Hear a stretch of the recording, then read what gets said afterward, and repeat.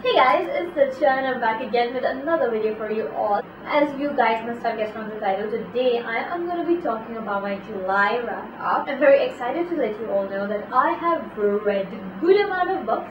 I'm really happy with the number of books I've read.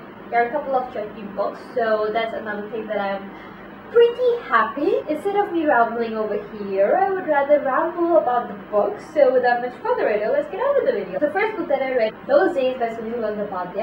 So this book, I have been needing to read it for a while, although it's a translation from Bengali and I would have loved to read the original text, but I'm not really good at Bengali when it comes to reading part.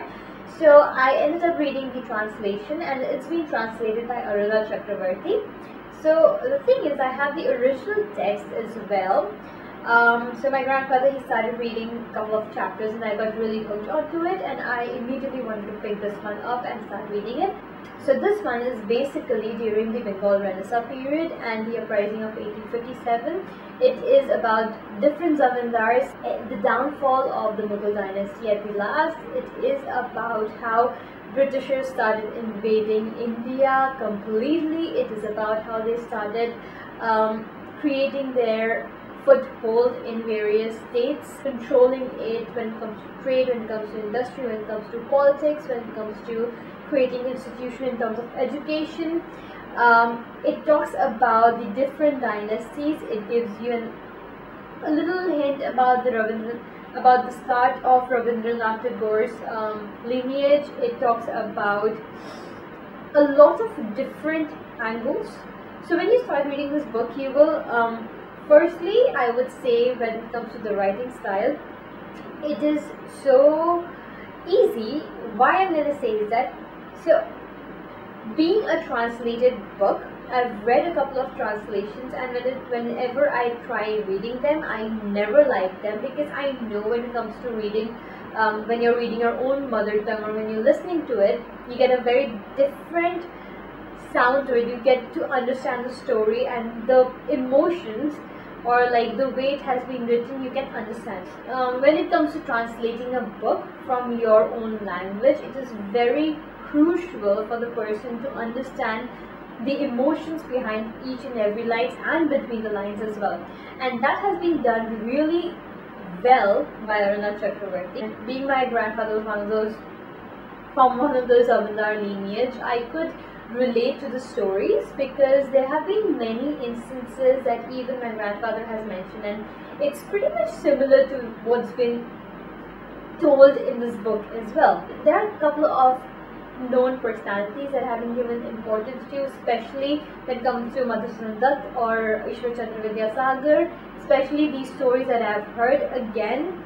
I got to know about them in depth and I really liked it so much, especially when it comes to Madhusudan Dutt. I didn't really know much about his storyline. I knew who he was, I knew what he has done, but I didn't really know the entire crux of the storyline, and that really got me to thinking, and that really made me want to read more of his works, which is pretty difficult. It tells you more about how Brahmo Samaj came into light, why it came into light. So there are these instances that are there that you really know about, especially if you have read history, or if you have studied history.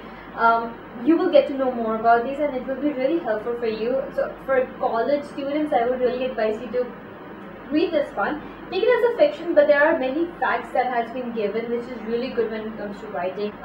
So for me, I have definitely given it a 5 stars. It's been beautifully constructed, especially when it comes to creating a crisscross between different characters, different lineages, different dynasties. It's been done really beautifully. Then I read A Court of Mist and Fury by Sarah J. Maas. I started reading this book, I think, after I finished Those Days, but it took me a little while to get into the book and start, finish the book, because I was like in between many things. I have been surprised, amazed, and I think now I know why everyone has been talking about, oh, you're gonna start liking Raisin more than Tamlin. I did. So after I read the first part, I was like, oh, okay, maybe, I don't know why people are saying. But this one, oh my god. Okay, so I had a, okay, to be honest, the first part I did like Reason's character. He gave me a little bad boyish grin, although, but there was something about him that kind of attracted me. This book, after reading it, I was like, okay, now I know why he attracted me. Oh my god. Okay, I'll say he's the kind of person I would really like to be with. Rarely, if that ever happens. So there's another bookstagrammer with whom I really talk about these characters, and she's in love with Cass Baker from Six of Crows, and I myself have been really attracted to him, but I told her specifically, girl, you can have Cass because I got really sad. I really liked him, and to be honest, I liked him more than I liked Farah. Farah? How do I pronounce her name? Farah. Well, anyhow, so yeah, I liked him more than I liked her, so that's one thing.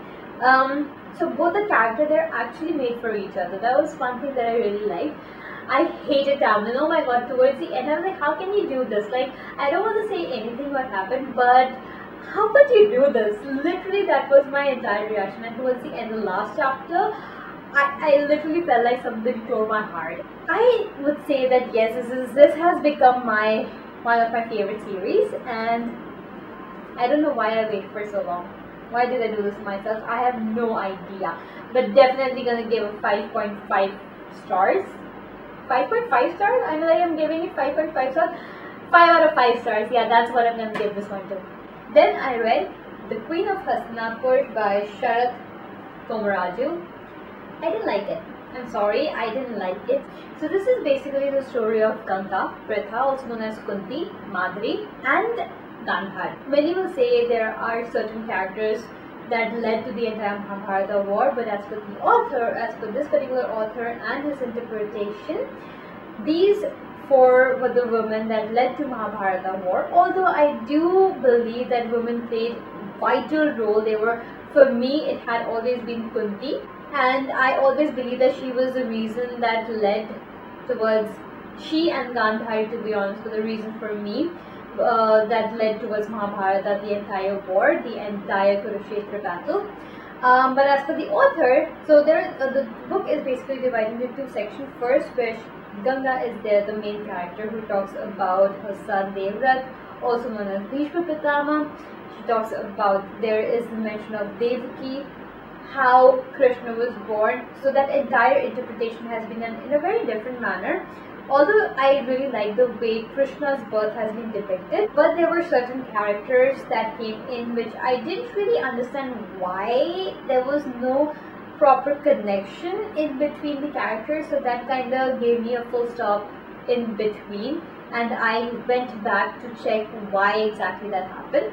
In the second book comes Pritha, Gandhari and Madri, and their lives, how their characters were weaved together. Although there is envy, there is rage, but they end up helping each other bring the other one down, and it just didn't really give me that much. Okay, so I know Gandhari has always been portrayed as an independent character. Pritha, also known as Kunti, she herself is a very fierce independent character, and I have known, as like I have read, that she has been the one who was actually taking hold of the entire Kuru clan at one time period, when she was trying to take care of the administration and the political part. Although there were women have always been part of these politics, although in a very underlay manner, but they have been Kunti to be a timid girl in the beginning, which is like very unlike her character, and towards the end, the way she becomes jealous. I mean, like, yes, I do understand that she has a right, and I didn't really like the entire concept of the book. I don't know why it has been done into two different parts. If it was done in a single flow, in a flat storyline manner, it would have been much better. I didn't really like the way it has been written. I literally had to just go fast forward through the book just to finish it. So I didn't enjoy the book, especially when it comes to mythology. I know I love reading such books, and I can, even if it's not a good written book, I'll just like go through single page and keep reading and keeping points and tabs. But with this one, that didn't really happen. So When it comes to giving it stars, I'm going to give it 2.5 out of 5.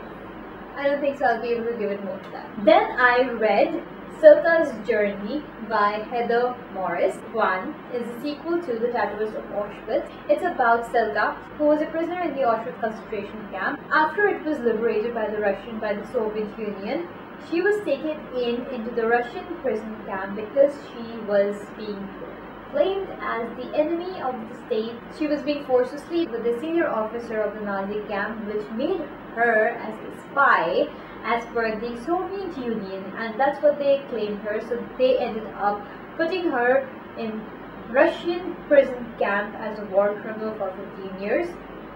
She, being a mere girl of 16, had to go through traumatizing event. She was thrown into the Russian concentration camp, which was not that good. Obviously, it was there she ends up befriending a girl named Josie. Again, because of her look and her intelligence and her persona, she ends up being a prison worker in the hospital. And from there, she can understand that because of her beauty, she might get privileges, but those privileges will never be in her favor, because at the end, things will always go south when it comes to her. Being a young girl, she has been through more crazy, horrendous things that anybody can ever be. Based on a true story, I have a fascination for Holocaust stories. This is something that literally tore me apart. I didn't know how to react. It took me a long time to settle down. I don't know what I should say, or like I just end up tearing up every time I end up picking this book or start talking about this one. But I read this one in a day, literally a single day.